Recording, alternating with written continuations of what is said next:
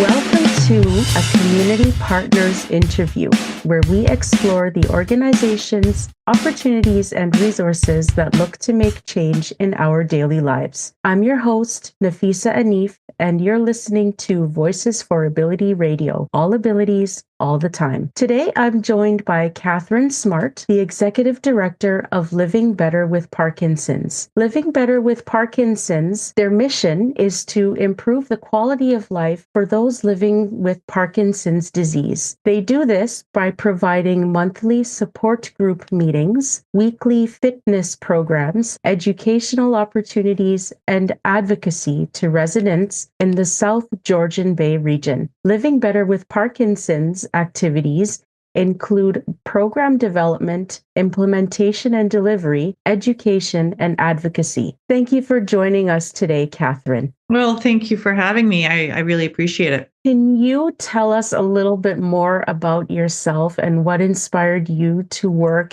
at Living with Parkinson's? And why did you choose to work with individuals with disabilities? Sure. Great question. It's actually been working with people with disabilities has been a big part of my career. I graduated many moons ago as a recreation therapist, and I started working with kids living with disabilities. And then over time, I started the first sailing school in Canada to teach kids with disabilities how to sail back in 1980. So you're probably getting an idea of how old I might be. I was only like 5 when I started the school, but I'm just kidding. So I've worked with people living with varying disabilities all my life, and had a long run working with what was Ontario March of Dimes. It's now March of Dimes Canada. So it's something.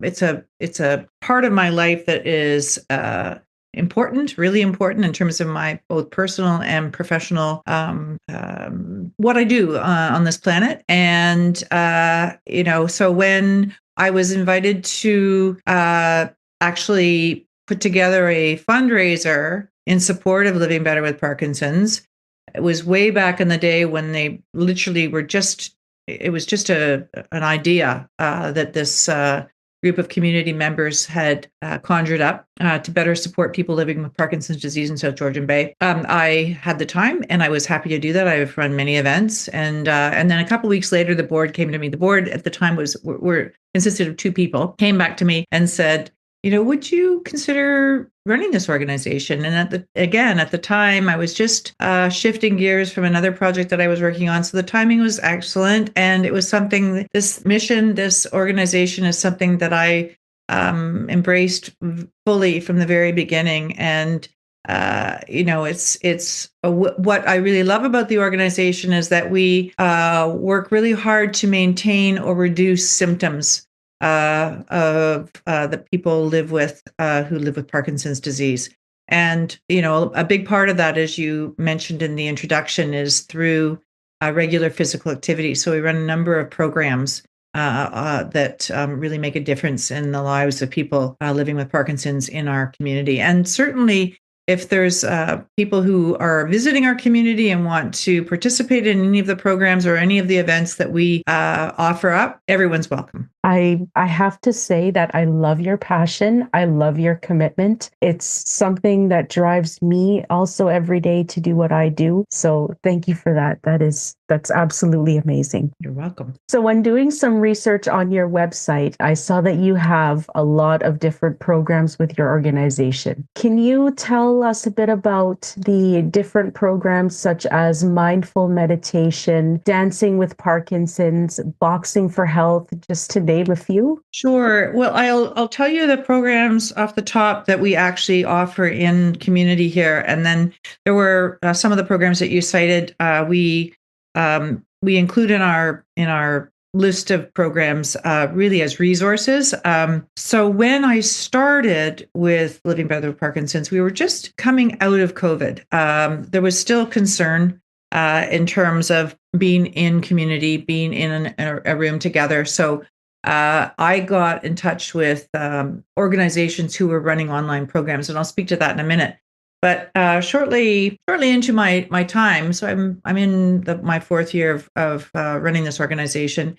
I connected with a woman who I've known for quite some time, and she's an accredited Dancing with Parkinson's instructor. So got her involved, and the dance program is very popular. Of course, Dancing with Parkinson's is a national program, and we are very lucky to have an accredited instructor in our community. So that's been terrific. And then we have been running other types of programs. We were fortunate enough to be invited to participate in a pilot program called Time, which is Together in Motion and Exercise, which was offered through the University Health Network hospitals in Toronto, and so that was very well received. We ran the pilot, and then we've been running a couple of programs per year since that time. And that program really focuses, as many of our programs do, on balance, stability, and working on your core. And I think what really makes a difference with these programs is they're specifically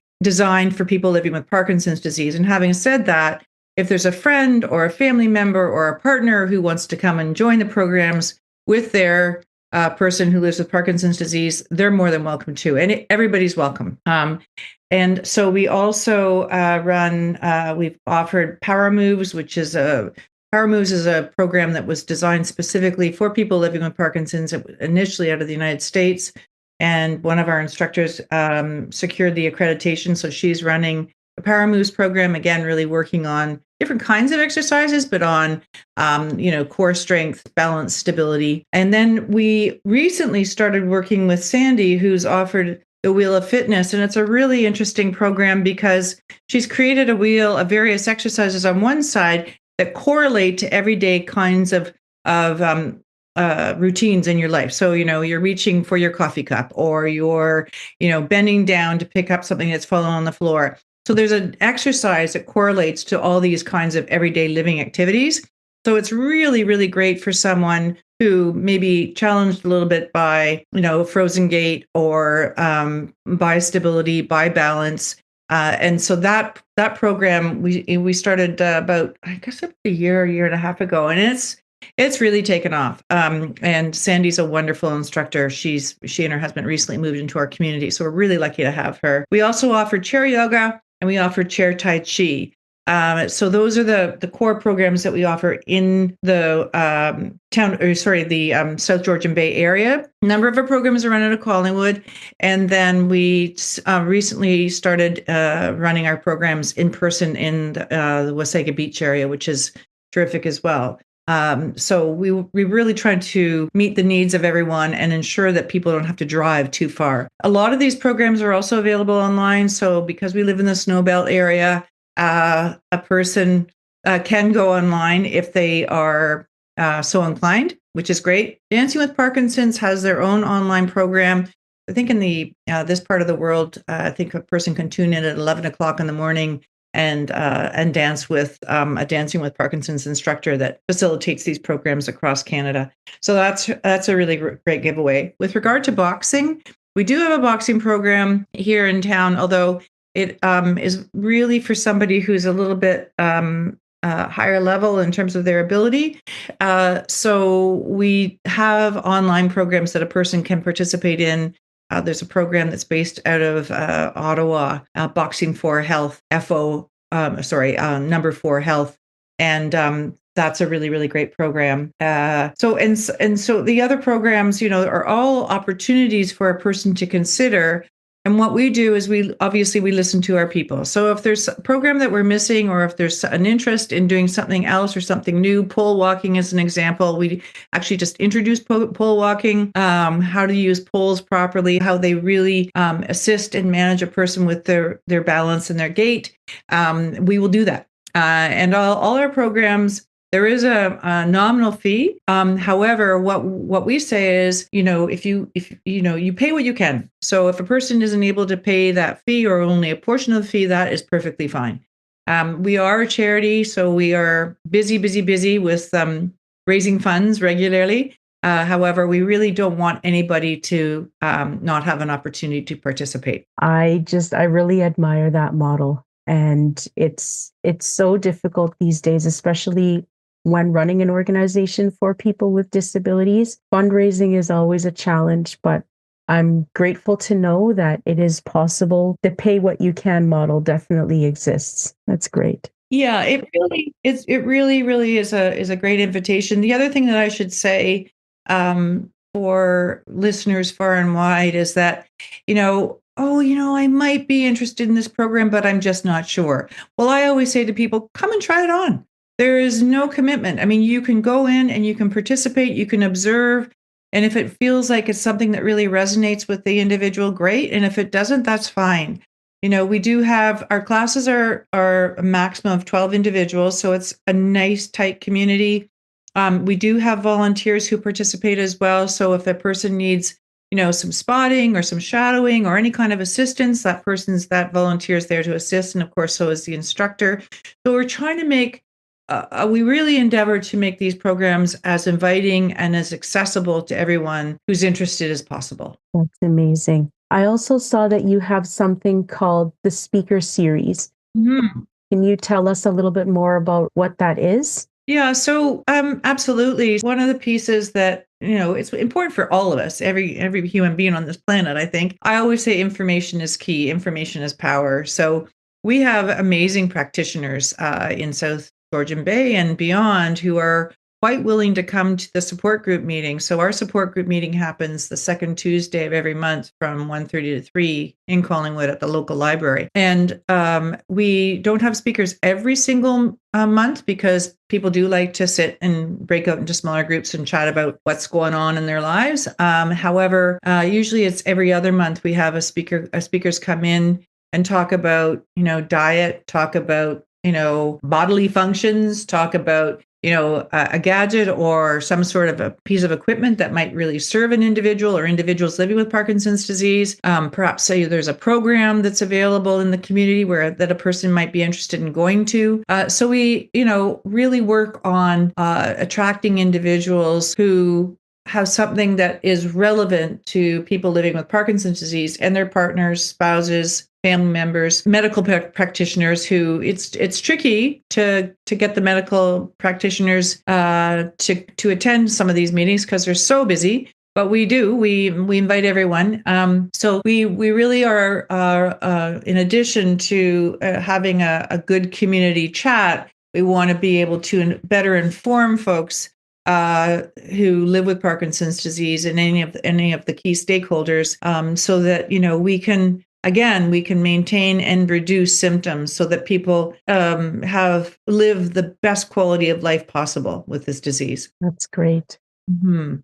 And I saw that you had two big events that just passed, the golf tournament and the relay. Can you tell us about what those event days involve? Yeah, so we have an annual charity tournament. It happens every September, and it was actually started by one of our members who lives with Parkinson's disease, called the WSC Parkinson's Charity Golf Tournament. And it will happen this year on Friday, September 19th at Duntroon Highlands Golf Course in Duntroon, which is just outside of Collingwood.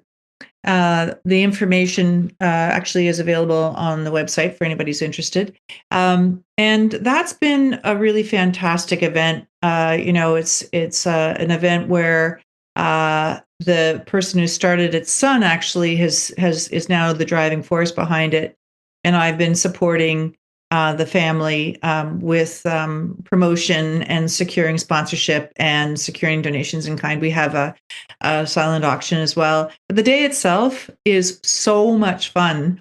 It's a great course, and last year we just had I had the distinct pleasure of getting people to wear crazy funny clothes on my at my site on my station, and we had so much fun with it. I made people do really crazy things, and they actually were really, really great. They all got involved and had a blast. So It's a really, really fun event, and it's one of those events where everybody is really joyful. It's really great. People are there. They know why they're there. They have a great time on the course, and then there's a social time afterwards, and a few acknowledgments, and there's a crazy prize that the winning group wins, and it's a very fun day. So that we're very grateful for that, and that event has raised anywhere between 35 to $50,000, which is huge for our little shop. So we're really, really grateful that we have the support from that family and from the local golf course and from all our sponsors. And then the spinning wheels started, they started riding their bikes across the country. I guess it was 4 years ago, it's the first time. And then when we've been involved, I got to know the core riders, and they've become good friends of ours. And they rode 3 years ago, and then had a break, and then last year, and then they're riding again this year. So we've held events here. We've run kickoff events. We're running another one in June, which I'll tell you about in a minute. And we've promoted the event. We've from the point of view of attracting riders and just really raising awareness. And we really believe that what these fellows, the really poor fellows who live with Parkinson's disease and ride their bikes, decided to do this crazy thing. And they got on their bikes and they rode across the country the first year, and then they did a relay last year, and they're going to do a similar kind of relay this year. And it's really building, it's really growing, and it's really exciting for raising awareness and funds in support of people living with Parkinson's disease. So we're really proud of them, and very, very thrilled to be part of the Spinning Wheels mission. And so the Spinning Wheels crew are going to be coming, and we're doing an official launch for them at our third South Georgian Bay Parkinson's Festival, which is happening this year on Sunday, June 22nd, here in the town of the Blue Mountains, where I live. And it's at the community center this year from 10 till 2.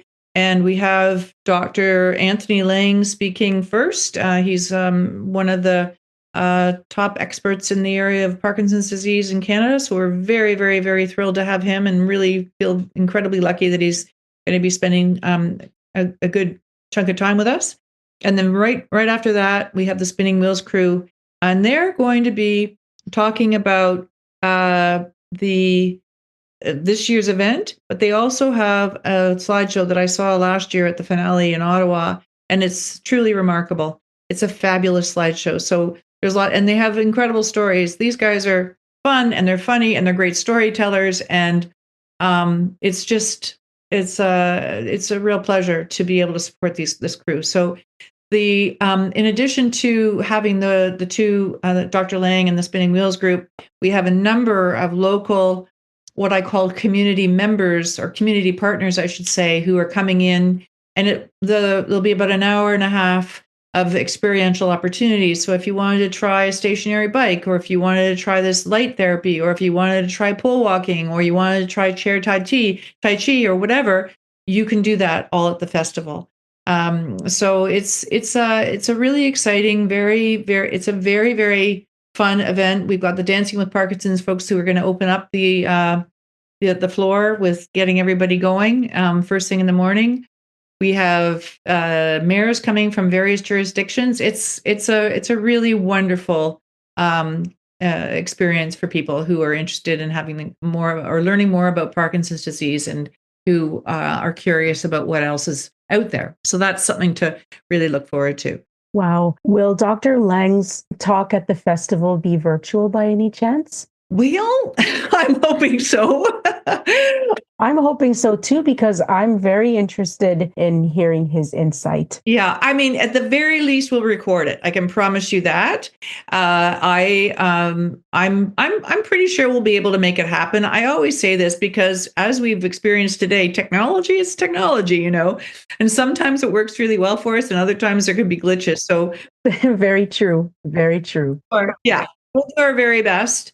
Thanks for the reminder. I actually need to circle back to the community center about that. But we will do our very best to make sure that at the very least, that Dr. Lang's address will be, it will be recorded. I can promise you that. And if we can get it on Zoom, we will do that too, for sure. Yeah, sometimes these centers, I only say that because sometimes the internet is a little wonky. That's all I'm saying. So I'll make sure that we look into that well beforehand. Okay, great. Thank you. Now, without using any names, can you share a success story with me? Like what supports were put into place when someone asked for help? Oh, goodness. Just one story? I'm kidding.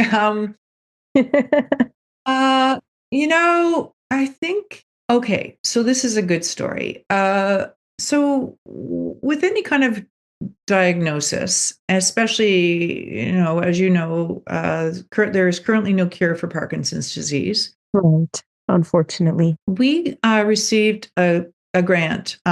It's called the Care Fund through Parkinson's Canada, and we were able to hire one of the preeminent mindfulness meditation facilitators, Dr. Patricia. Oh my goodness, Pat.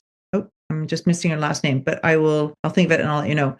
And her colleague to facilitate a 6-week session. And so one of the side effects of a diagnosis like this is anxiety and depression. Can be. Not for everyone, but it can be. And so what we noticed, what we saw, what we heard when we, when the evaluations were, when we read the outcomes of the evaluations, was that people really noticed a shift. That people really noticed that, oh my gosh, I'm feeling lighter. I'm not feeling quite as if, and I start feeling going down that rabbit hole, I'll pull up the app and I will, ensure that, and that will really help. It's the doctor's name is Dr. Pat Rockman. I just had a little bit of a forgetful Fridayness.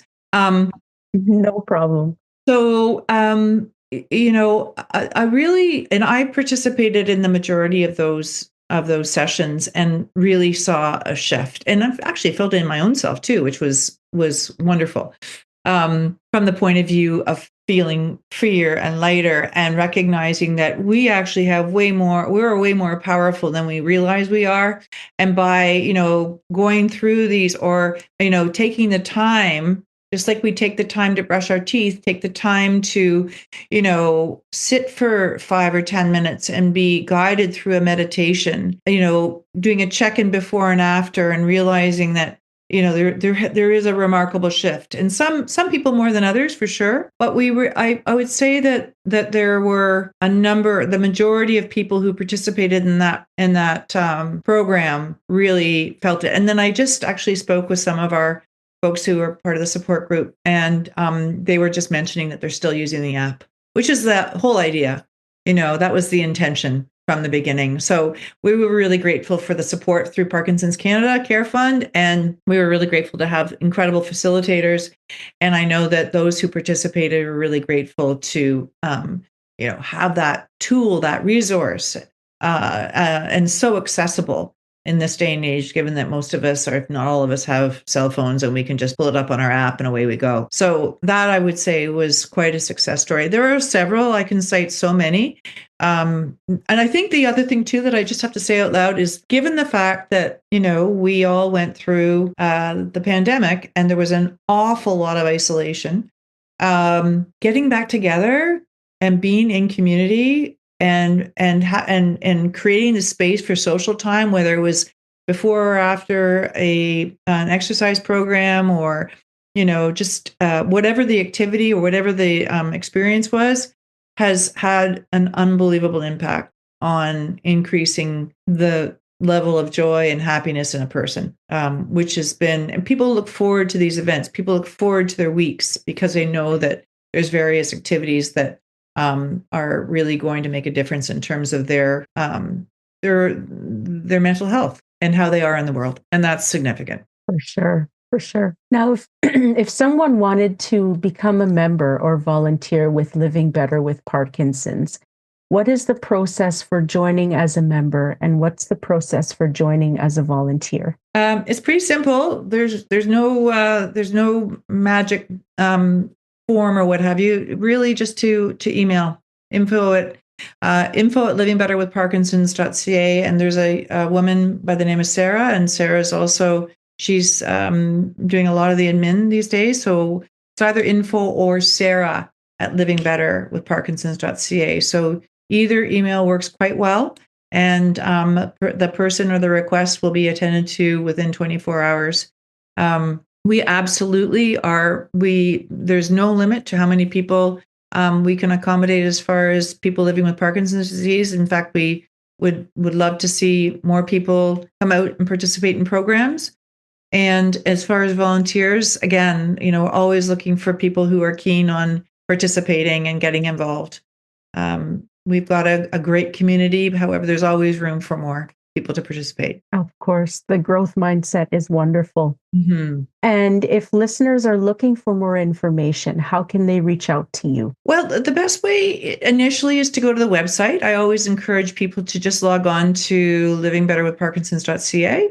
And then, if there are any additional questions, both emails that I just shared with you are in the contact section, as well as phone numbers. So if a person's not keen on sending an email, would rather listen to or speak to somebody live, certainly a person can do that. And we will do our very best to ensure that a person gets what they need. But I also say, just like I said earlier, if a person's really interested in any kind of event or any kind of activity, just come out, just join us, just pop in. And you can observe, a person can observe, or a person can actually participate based on, the ability and the type of program.